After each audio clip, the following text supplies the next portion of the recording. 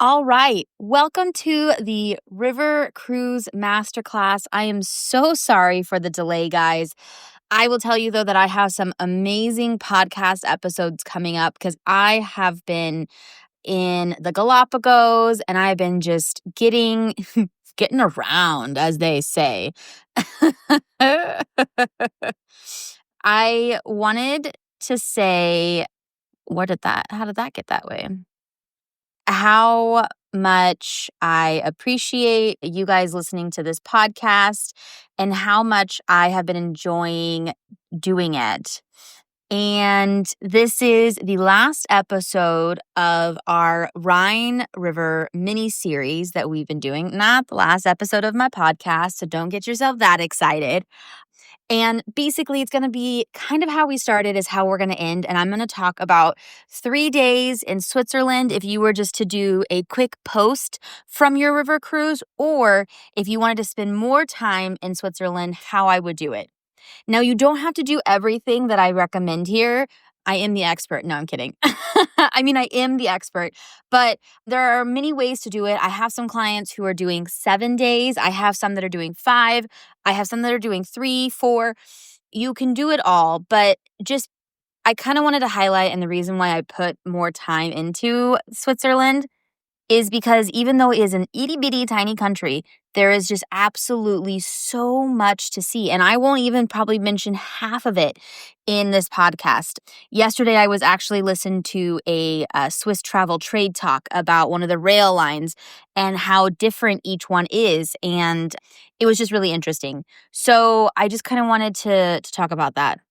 So when you go on a river cruise, a Rhine River cruise, you are going to either start or end in Basel for the most part.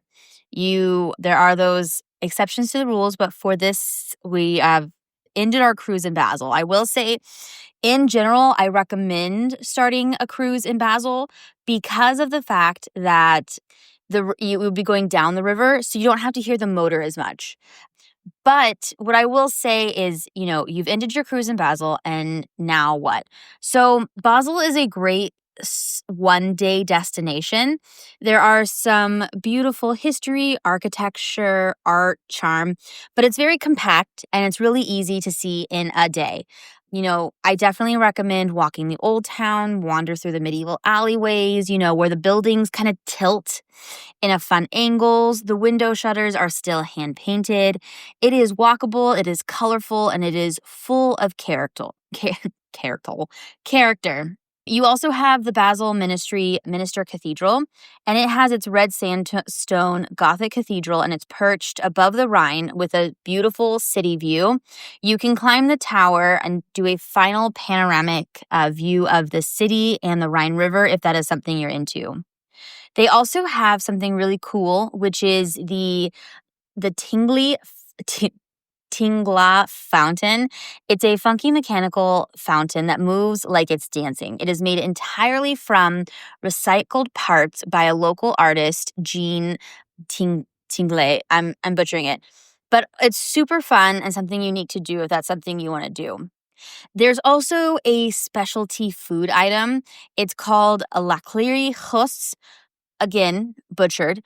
So if you want to stop here for like a spiced biscuit, it is what Basel's known for. It has honey, almonds, orange peel, cinnamon. It is chewy, not crunchy, and it's a great something to try while you're in the city. So in case you didn't know, Basel actually has over 40 museums and is more per capita than any city in Switzerland. So if you're wanting to learn about some modern art, natural history, or like a quirky collection, you will find something here. That's how I feel also about Zagreb in Croatia. It has I think it's like the most museums per capita in Europe, because they have a lot of really interesting museums. One of the ones that I thought was really interesting there as a side quest, it's the Museum of Broken Hearts, and they based a movie off of it in the United States, and I really enjoyed it. So if I was to do a short pre or post in Switzerland, you're going to be thinking that we are going to stay in Zurich because you're going to fly into Zurich. It's the closest, huge city to to Basel. Basel does have its own airport, but it is about an hour train ride from Zurich to Basel. But I don't recommend staying there for 3 days. I don't know if that's a hot topic or a hot take or it's fighting words. But when I think of Switzerland, I don't think of a metropolitan city. I think of lakes, of, the Swiss Alps. And so Zurich is a stopping point. And so this is where I say if I was to go somewhere, you're still going to be close. Lucerne is about an hour from Zurich on train as well. So you're kind of just in this like circle close area. As we said, Switzerland is a really small country. So I would actually make my home base as Lucerne. Excuse me. Lucerne is going to be a beautiful city. It's going to give that classic Swiss vibe. So what you think about as Switzerland is what Lucerne is going to feel like. It has the lakes, it has the mountains, it has your cobblestone streets, and it has direct train access. So I would say skip Zurich, even if you're thinking I have to go to the Lindor chocolate factory. I did it. It was on top of my bucket list. It felt very tourist trappy, and not in a good way. I love a good tourist trap. But as we were walking around, I saw all these like small chocolatiers, and I would have much rather done a chocolate tour of the city. And Lucerne has that. I have some clients who are meeting with a chocolatier and doing a private chocolate tasting. So that is definitely something you could do if you wanted to. So let's start with Lucerne has it is on a lake. It is perfect. Here are some of the hotels I recommend. Hotel des Balance. I say Balance. I'm sure that's not what it is. It's right on the river. It has these beautiful little balconies, and it is over 400 years old, like the facade, the building. It is historic outside, and it's modern comfort inside. They have a beautiful restaurant with, like a famous fondue that you could try. You also have the Hotel Swischhof Lucerne. It's kind of old world luxury with a personal feel. Every room has a different story to tell, and those rooms are themed after past celebrity guests. Another one, if you're into just like classic luxury, is going to be the Orient, and that is a beautiful hotel on the river as well. All of these hotels are on the river that is in Lucerne. And so I definitely recommend like one of those 3 hotels if that's something you're interested in. Now, if we were going to do a perfect day in Lucerne, we are going to have just like the first day is going to be about the city, the lake. And the first thing you want to do is to go to the Chapel Bridge and the water tower. So this is one of the most photographed bridges in Switzerland. And I didn't mean to push that far. Okay. It is one of the most photographed bridges in Switzerland. Look it up. That photo that I had on there was from a different bridge. I apologize. And you'll be able to see like triangle paintings from the 1600 depicting the city's history and the heroes. You also have the Lions Monument. So this is a little outside of the city of Lucerne, but is absolutely really interesting to go see. I'm not going to say it's beautiful because it's just a stark reminder of how like gruesome history can be, especially for a country that tries to stay neutral in almost everything. It is a sorrowful stone lion that is carved into the cliffside to honor the Swiss guards who died during the French Revolution. One shield has the French fleur de lis, and the other has the Swiss cross. And it is heartbreaking, and it is beautiful. And it's just such a great, reminder, but also just a way to honor those who did lose their lives during that time. Another thing that you definitely need to do is the Lake Lucerne boat ride. You're going to glide across the lake and its surrounding mountain peaks, and then you're going to be able to see that some of the boats are historic paddle steamers that you can use, and they have been around since the 1800s. The last thing that I'd recommend for sure that you do while you're in the city, besides the chocolate tour, it's my favorite, is to go to the Museg wall and towers. So it is part of the original city walls that are still standing, and you can climb the towers for an epic view of Lucerne and the lake. So some of the restaurants that you might want to try while you're there, just so that you know, it's important. It's the Wurstelhaus Gulliker, and you can try the Lucerne Paste, and it's a flaky pastry stuffed with creamy veal and mushrooms, and it's a classic comfort food. I've tried to write these all down because I was going to butcher them, and I feel like I'm going to butcher them. They're going to be in the notes on what they actually are, and I also have a page for this, so you can definitely get that information, or you can just message me on Facebook or Instagram. There's also a great restaurant that's right on the river. It's great for people watching. Go for the fondue. If they have a truffle fondue, I know it sounds a little bougie, but it is so good because that little bit of garlic in it, the flavor, amazing. But it's called it's the Zermatt restaurant Pfeifens, P-F-I Stern. Anyways, another thing you might want to try is they have an Alpermargaren, which is like mac and cheese with a twist. It has potatoes, it has pasta, cream, onions, and even applesauce on the side. And then you're also going to want to try the fondant wine, which is a crisp white wine from the region, and it pairs amazingly with fondue. So for the next day, you're actually going to get out of Lucerne because the reason I picked it is because it's a perfect starting point for your adventure if you're going to have that quick time in Switzerland. You can pick a couple of options. So the first one is Mount Pilatus, which is basically going to be the world's steepest cogwheel railway. It is up to 7,000 feet, and you can hear the legends of the dragons that once lived here. It also offers panoramic views of Lucerne, of the Swiss Alps, and beyond. The golden round trip ticket that you can buy is going to have a scenic circle with boat, train, gondola, and bus, and it is just unforgettable.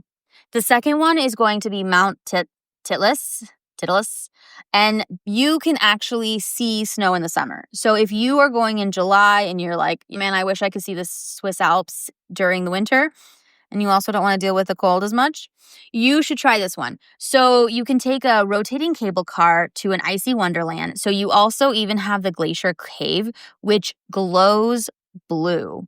And they have a cliff walk, and so don't look down. If you are scared of heights, I don't recommend this one. I'd probably say go the Mount Pilatus route.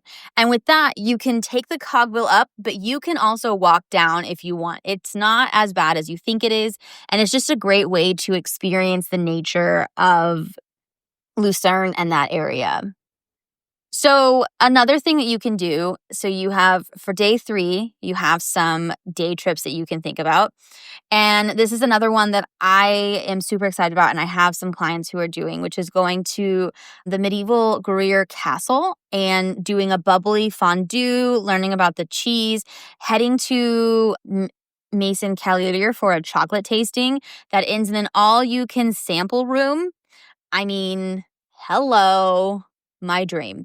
Or you can also go to Bern, which is Switzerland's capital.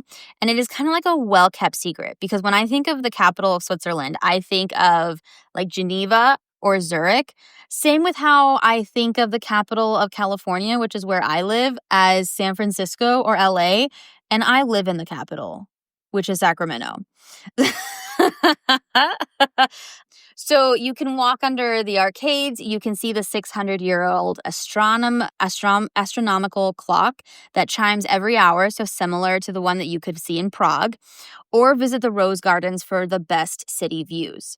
So this is how I would do a perfect 3 days if I'd gotten off a river cruise and was wanting to get a feel of Switzerland. And this is a great stop. You've got cheese, you've got chocolate, you've got Swiss Alps.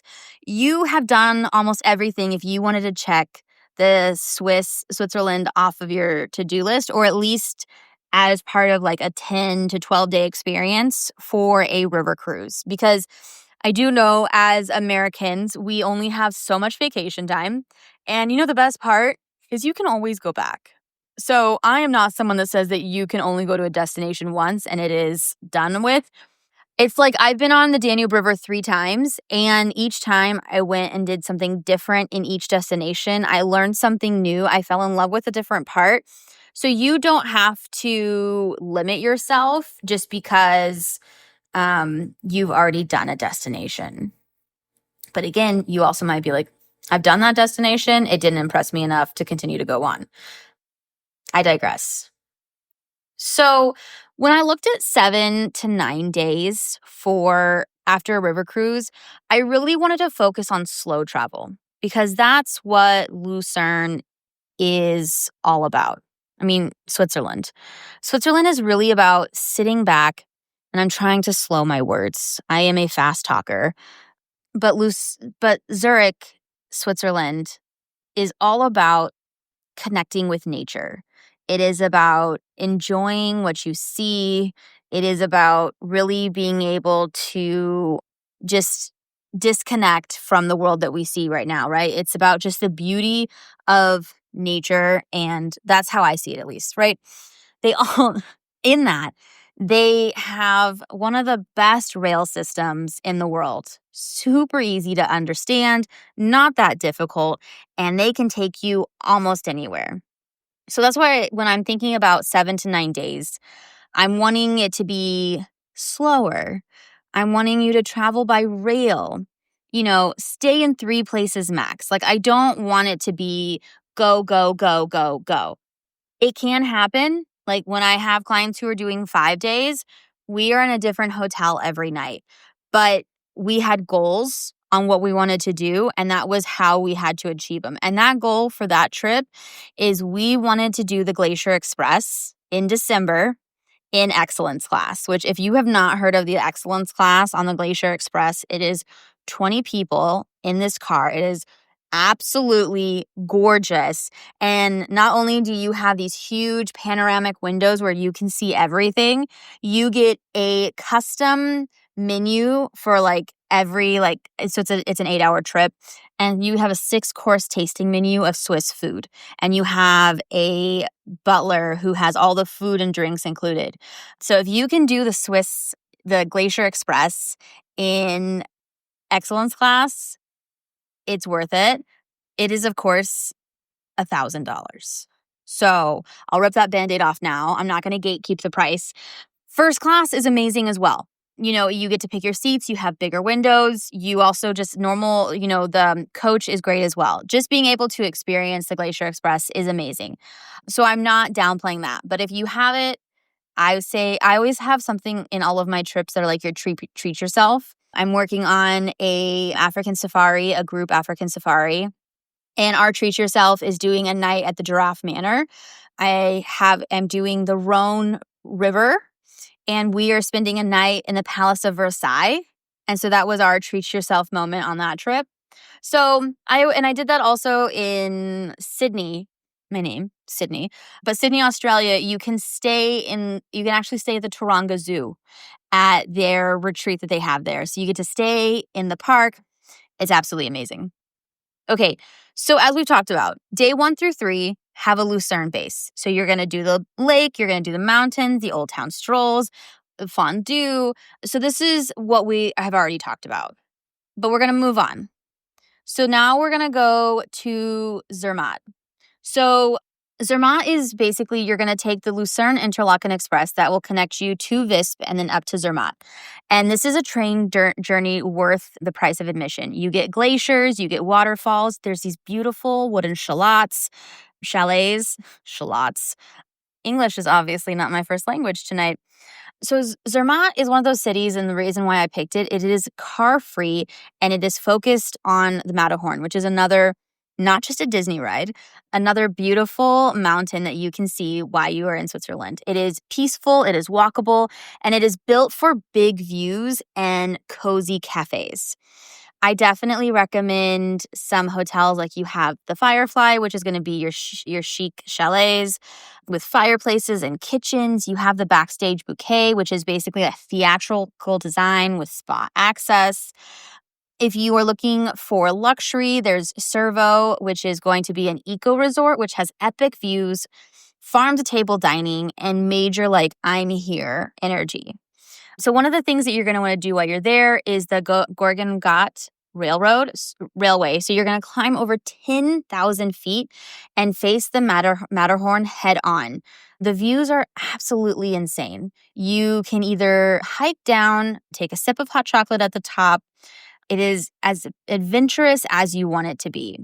So the food, the chef's Verani, which is going to be like rustic fine dining at the altitude, everything is organic and local, and the beef is even from the cows that you pass on the hike up. So you're going to want to have like the Swiss traditional food like lamb, rosti. You're going to be able to see those wood paneled alpine vibes.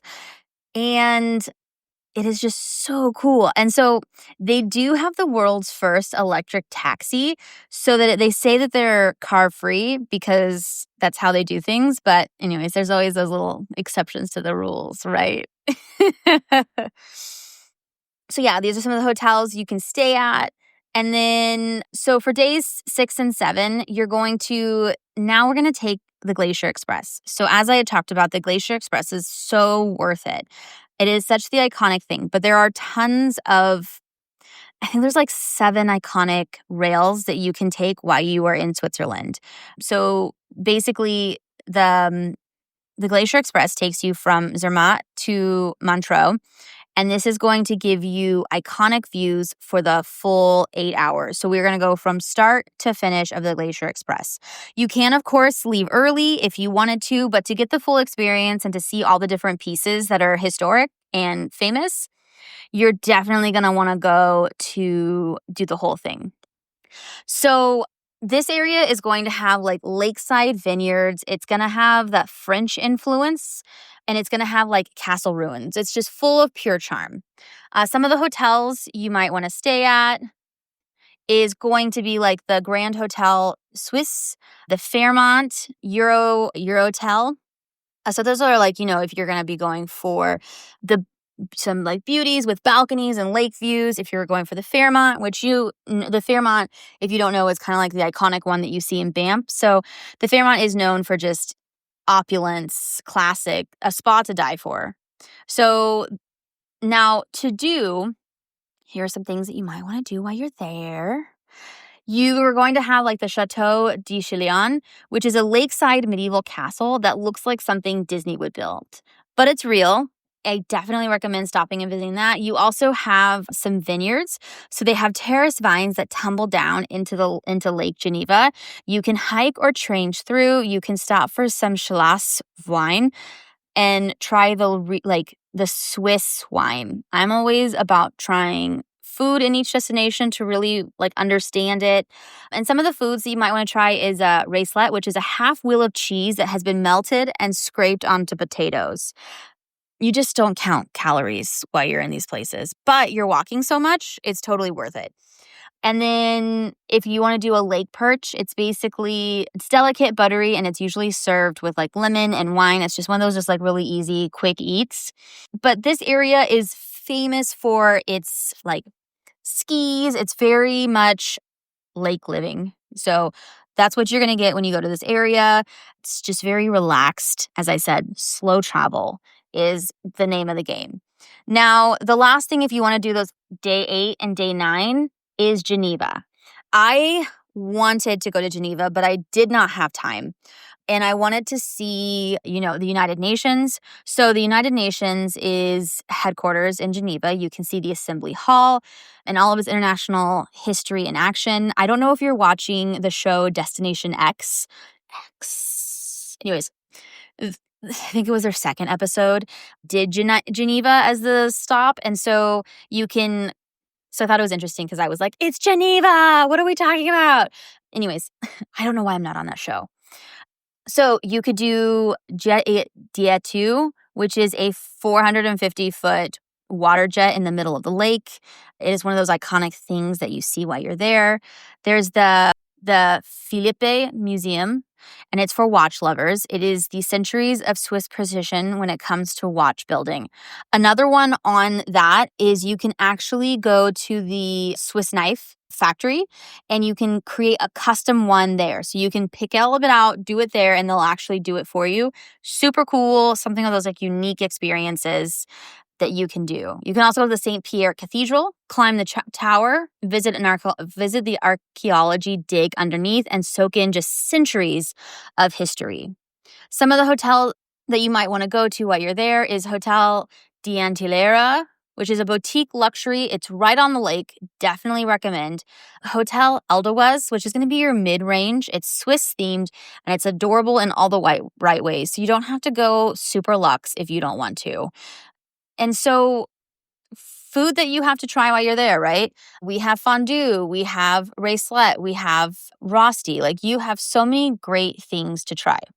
Now, for final recommendations, if you are doing Switzerland for any amount of time, you're definitely going to want to do a Swiss travel pass for unlimited transportation. You can also, when you're in the app, upgrade to like pick your own seats and do whatever. You want to pack for layers for the changing mountain weather. Even in the summer, you never know what is going to happen. You can forward your luggage with SBB. So you can ship bags from hotel to hotel while you ride the train. So it's basically hands-free. And so you can download the app as well, the SBB app, which is basically going to have all of the train destinations and things like that. And then on top of that, they don't have the typical European plug. So you're going to have a Type J adapter because Switzerland doesn't have the European plug. You have to have a different one just so it makes it a little easier so you aren't stuck with zero phone capability. Okay. So whether you're cruising into Basel and you have 3 days to spare or, another 2 weeks, Switzerland delivers. If you want a full itinerary cheat sheet or you're ready to book your post-cruise adventure, check the show notes, message me. I'd love to help you plan your next Switzerland adventure, if it's with a cruise or without a cruise. I think it's a great addition to a Rhine River cruise so that you can kind of experience more of the destination. But I absolutely love Switzerland. I will tell you, it is a very expensive country. It has its own currency. So there are some things that you have to think about when it comes to it. And I would love to share that with you. So thank you again for listening to Sydney from The Poodle Booked It for this episode of the River Cruising Masterclass. I can't wait to share more. I think my next mini-series is just going to be on all the different cruise lines and an overview of what I think of them, how they compare to one another. Not aggressively, not being mean, but just so you know what you get with each line. Kind of like a deep dive. So if you have any questions, if there's something that you want to know about river cruising, I can make it a podcast episode, or we can also just have a good conversation. And with that, I say thank you so much for listening, and I cannot wait to help you plan your next vacation.